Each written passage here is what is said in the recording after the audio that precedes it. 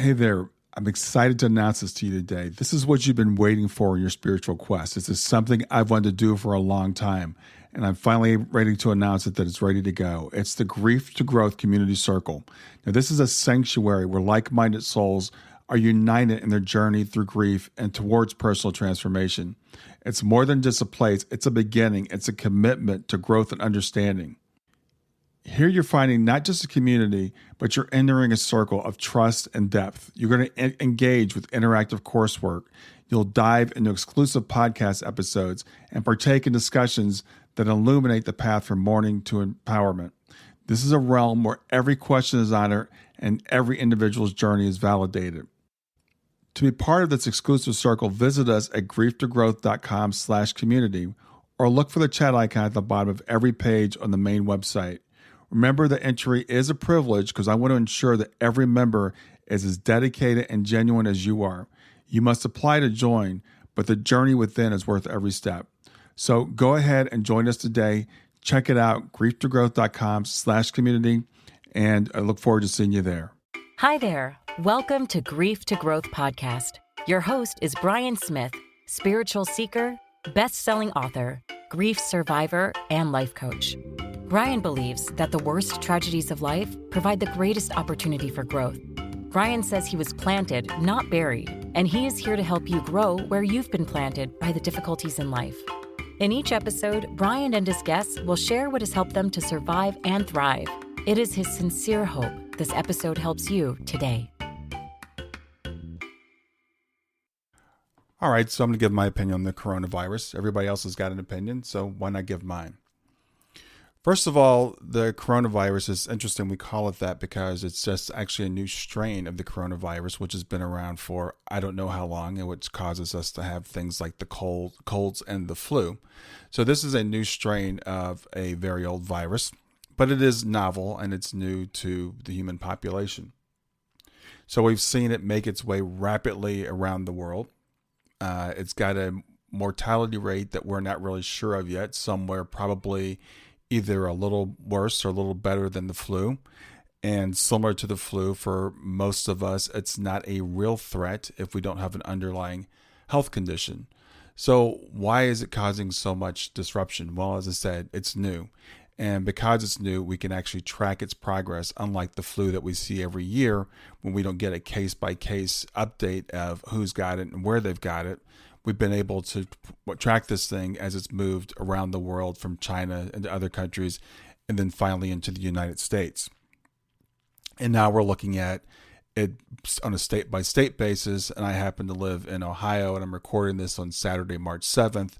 As of today, there are no known cases in Ohio, I don't believe.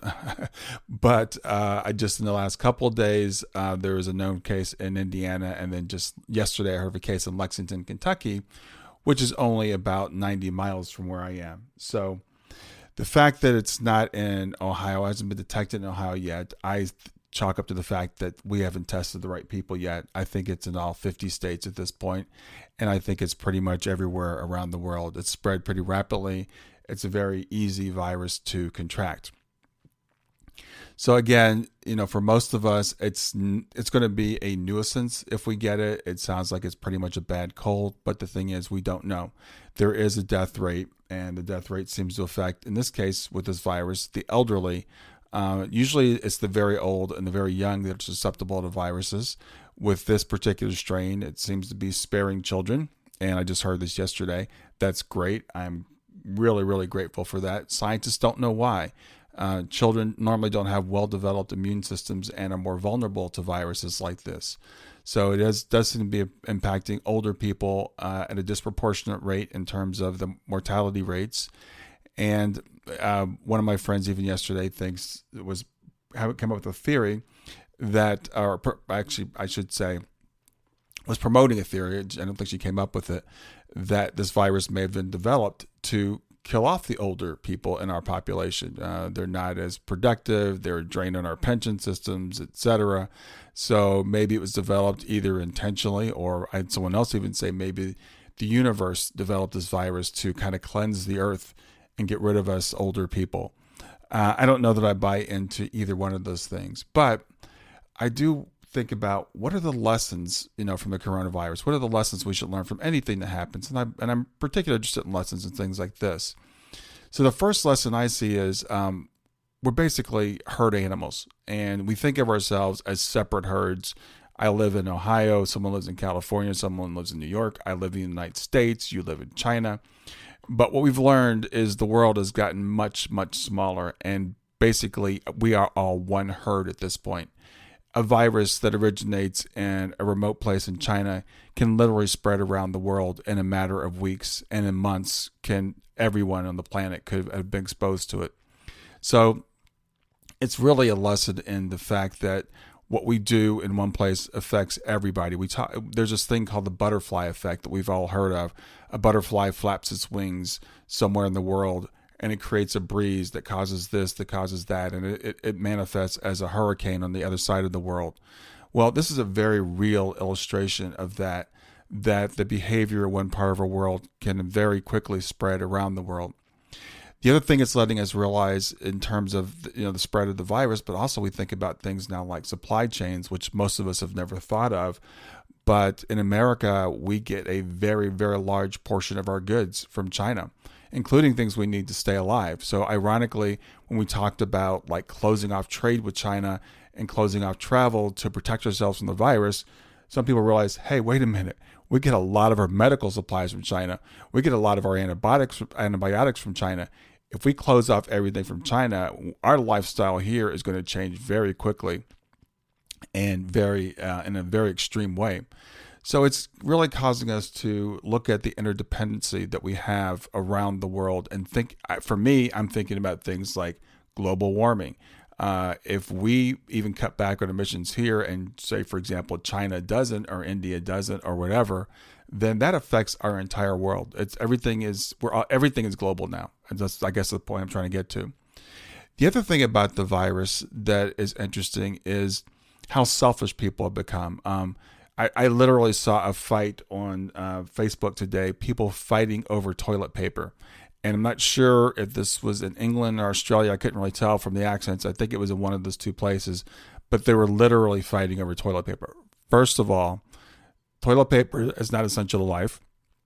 Secondly, I don't know why people are hoarding toilet paper. Worst case, they're saying they might ask us to stay inside for 2 weeks. A 2-week supply of toilet paper, it's not that hard to get. We usually have it in my house. We buy it at Costco in the giant containers. So the whole toilet paper thing, I don't get, and the bottled water thing. But people are just going out and taking care of themselves. Now, I will say that I am concerned about this virus. I am not going out of my way to, become a prepper and to go to my bunker or anything. I did buy some extra supplies of things like zinc lozenges.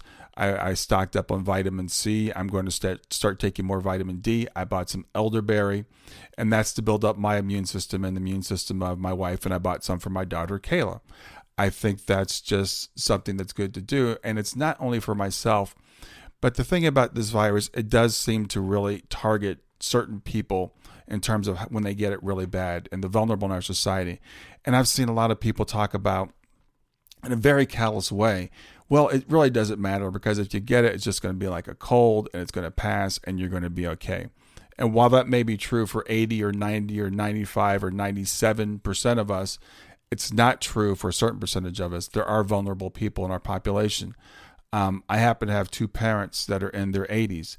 I think about my daughter, Shayna, who is no longer with us, but Shayna was on medications that suppressed her immune system.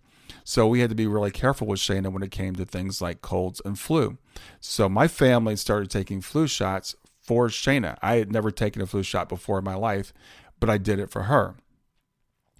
As this virus spreads, I think we all have a responsibility to try to slow the spread as much as possible to protect not only ourselves, of course, but to protect those vulnerable populations for who this is a very big deal. I was talking with a friend in Florida yesterday, and he has a very almost non-existent immune system.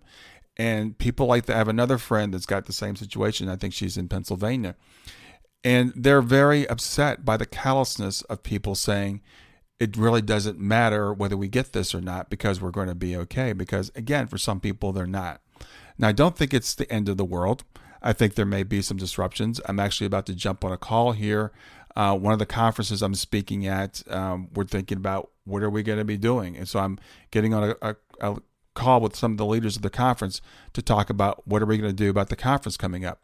People are canceling travel plans, which is going to impact our economy. I just saw that the city of Austin canceled a major conference there, the South by Southwest conference, which is going to have a $350 million impact on their economy. So there will be some impacts from this virus and the panic around it, whether it becomes something that kills thousands or millions of people or not. There are going to be consequences of it. So my approach to it, as with pretty much everything else, is pretty much a middle of the road approach. I am cautious. I'm going to stay aware of what's going on. I have made sure that we always have 2 weeks of food supply in our house. That's not an issue. As I said, we bought some things to kind of beef up our immune systems. I will take precautions in terms of trying to not spread the virus. It's very, very likely that I've already been in contact with it. So it's important to me that I try to minimize the spread of it because, again, for those people that are vulnerable. So I've been doing a lot of hand washing. My hands are dry. I will be buying a lot more lotion over the next months to make sure that I keep my hands moisturized. And these are the types of things that I encourage other people to do as well, so that we all take care of each other and we all get through this as best we can. So I really hope this helps somebody kind of keep things in perspective. As I said, I don't think we should ignore it. I don't think we should say it's a government hoax or a hoax by liberals just to get Donald Trump out of office. I don't think it's any of those things.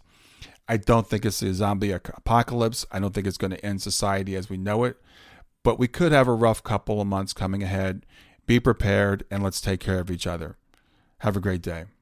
Well, I hope you enjoyed the episode. I want to make it really easy for you to reach me. So just send me a text to 31996 and simply text the word growth, GROWTH. In fact, you can right now just say, "Hey Siri," send a message to 31996, and when Siri asks you what you want to send, just say growth. You can do the same thing with OK Google. Thanks a lot. Have a wonderful day.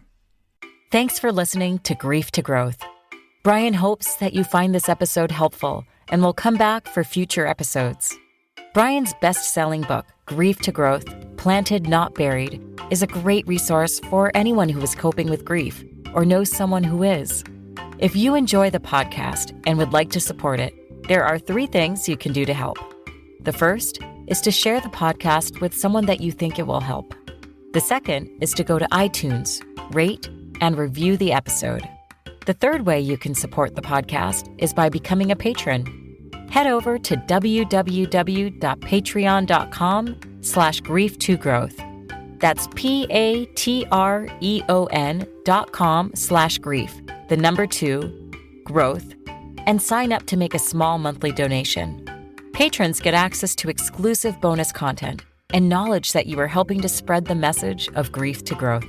For more about Brian and Grief to Growth, visit www.grief2growth.com. Hi there. I hope you enjoyed this latest episode of the podcast, and I'd love to hear your thoughts. What questions came up for you? What did you like about it? What didn't you like about it? I invite you to visit us at grieftogrowth.circle.so. That's growth2growth.circle.so to continue the conversation with me and with other listeners. It's a space to sound off, to share reactions, and to go deeper into the topics from the show. I look forward to chatting more, and I hope to see you there.